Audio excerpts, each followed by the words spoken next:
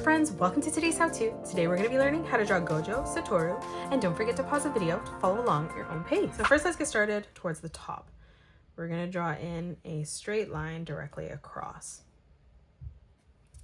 On both sides of this now, for the bottom of the hair strand and the corner, we're just going to curve that line out. And then from that point, we're going to bring this back in towards the middle. Now from that point in the middle, curving this back over towards the side, extending that further out, and then we'll pull that back in towards the center. Now moving up above, on the right hand side, curving this line out and then back in. We'll replicate this on the left hand side. Now moving up, we're going to curve this line up and through towards the middle.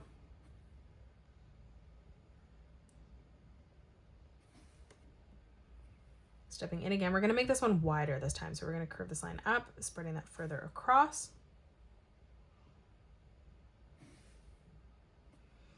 Now on the left hand side, we're going to curve this up and back down. We'll continue to move across, curving that over and back down. Again, curving that across and in. And then on the top here, we're just going to curve this up and then back down towards that corner. Let's add in some details now. So on the left hand side, we're going to curve this line out. Moving across, we're going to curve this out. And then from that point, bringing this back down. Let's step across, drawing in a small diagonal line. Let's move in. We're going to draw another diagonal line coming down. And then from that point, curving that out. And then we're going to follow this back through towards the center. Let's move over on the right hand side. We're going to curve this out and then back down. Again, moving over, making this smaller. And then we'll draw a small diagonal line coming out. Let's draw on the mask covering the eyes. So we're going to draw a diagonal line coming in and then across. We'll do the exact same thing on the right hand side. And now let's bring this diagonal line down again. Now from here, we're going to curve this in slightly from that corner towards the middle. We'll just end this at the same height. With that gap in the center here, we're just going to curve this up and over. Let's add in some small details. So coming down, we're going to draw in a curved diagonal line coming through. We'll do the same on the right, making this one slightly smaller. And then we'll move up, drawing in one more. Let's draw in the nose underneath. So in the middle, straight line coming down. And then for the nostrils, just a curved line separating them in the middle. Let's come down for the cheeks. We're going to draw a diagonal line coming in on both sides. For the ear, curving this out, down, and then in.